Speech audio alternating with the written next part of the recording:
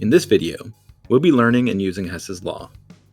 Hess's Law allows us to determine the enthalpies of reactions that we cannot or that we haven't measured by using the enthalpies of reaction from reactions we already know.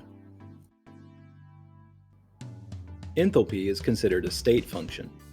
This means that it is path independent and can be used to describe a system regardless of how exactly it got there. For our purposes, this is going to make it possible to calculate enthalpy changes, heats of reaction, using something called Hess's Law. According to Hess's Law, if two or more chemical equations are added together, the overall process has a total enthalpy change equal to the sum of the individual enthalpy changes. Here's an example. Consider the oxidation of nitrogen. Overall, this process absorbs 68 kilojoules per mole of reaction, labeled here as delta H1. If this reaction occurs in two steps instead, as shown, then we can see that the delta H2, positive 180 kilojoules per mole of reaction, plus delta H3, negative 112 kilojoules per mole of reaction, will sum to positive 68 kilojoules. Hess's Law is illustrated here using these reactions as an example.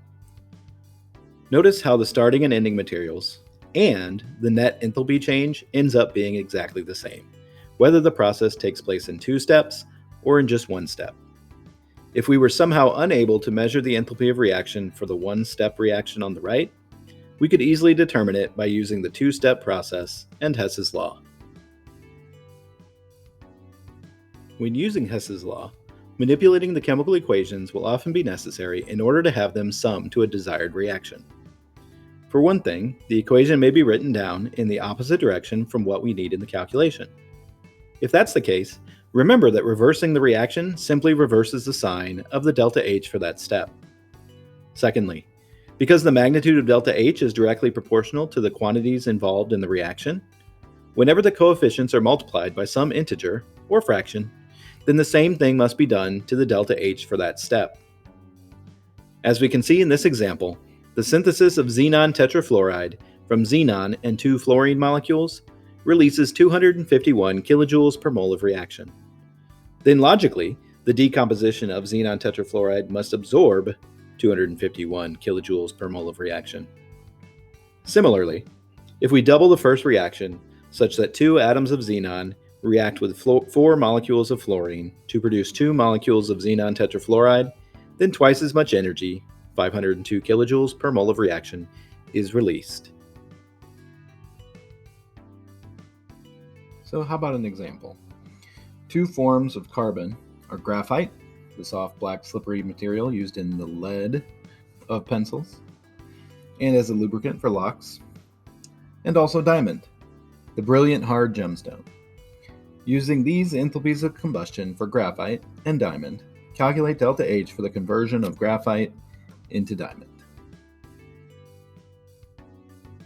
So we're trying to find delta H for this process, this reaction. What we know is the enthalpy of combustion for graphite and the enthalpy of combustion for diamond. So let's write enthalpies of combustion for graphite and diamond.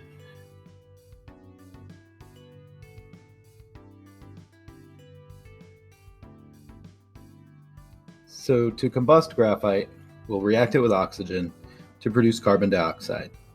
This process releases 394 kilojoules of energy per mole of reaction. For diamond,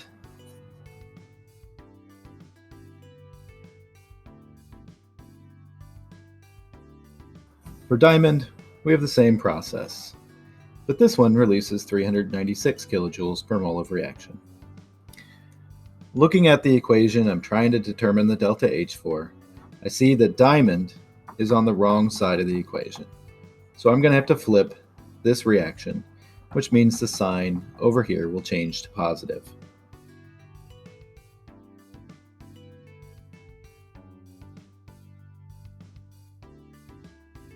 Now if I add these two reactions, I'll get the one that I'm trying to find.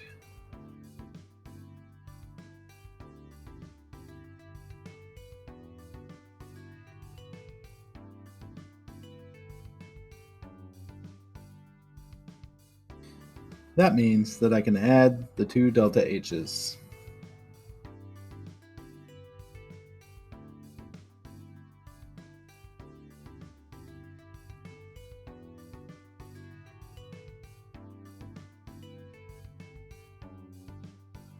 and we get positive 2 kilojoules per mole of reaction. For this process, the delta H is positive 2 kilojoules per mole of reaction.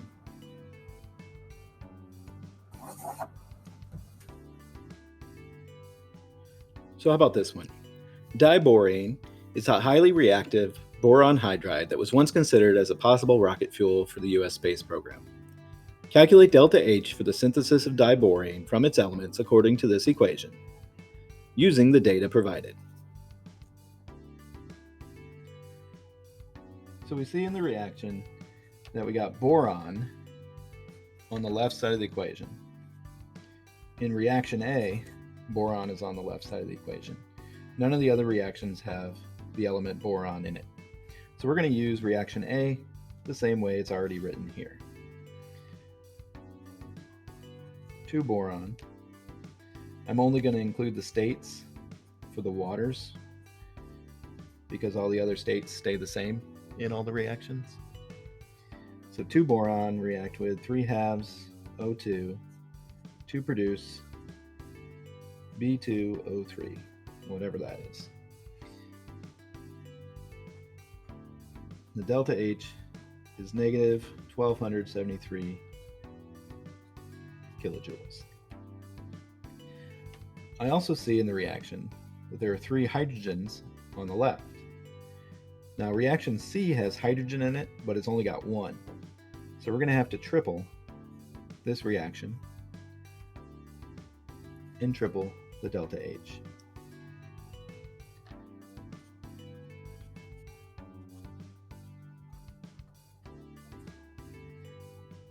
Next up, I see B2H6, diborane, on the product side of the equation. Well, diborane is only in reaction B, but it's on the reactant side of the equation. So we're going to have to reverse reaction B, which means we'll have to change the sign of delta H for that reaction.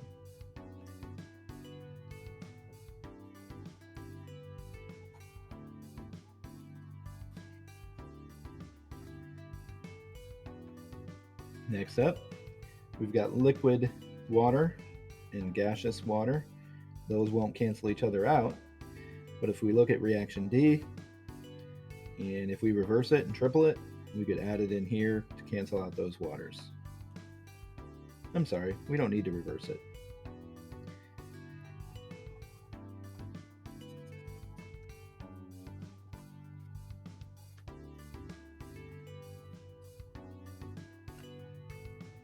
Taking a look at what we have here, we should be able to add these equations up.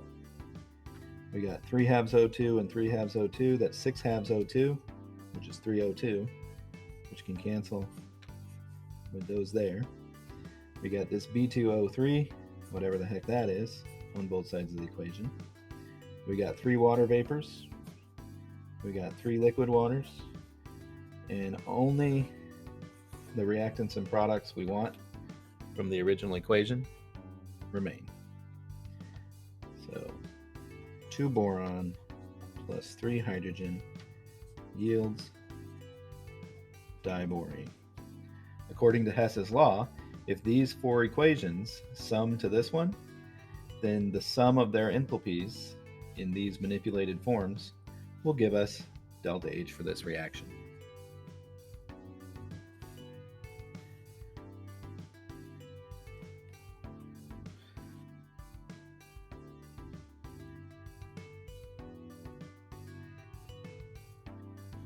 So, negative 1273 kilojoules plus 3 times negative 286 kilojoules plus 2035 kilojoules plus 3 times 44 kilojoules gives us positive 36 kilojoules per mole of reaction,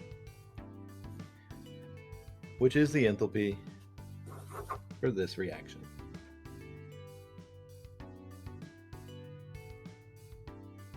Now it's your turn. Pause the video to solve this problem.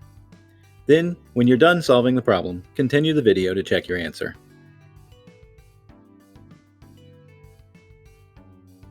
The final answer is delta H is equal to positive 226.8 kilojoules per mole of reaction. If you would like to see the work for this answer, check out sample exercise 5.9 on page 185 in your textbook, provided that textbook is the 14th edition of Brown-LeMay's Chemistry, the Central Science. Here are some suggestions for using Hess's law to determine enthalpies of reaction. It is often helpful to look first at the reaction you're attempting to determine the delta H for, and then to work backwards, manipulating the reactions as needed to give the appropriate number of each reactant and product on the appropriate side of the overall equation. Hope this helps. Later!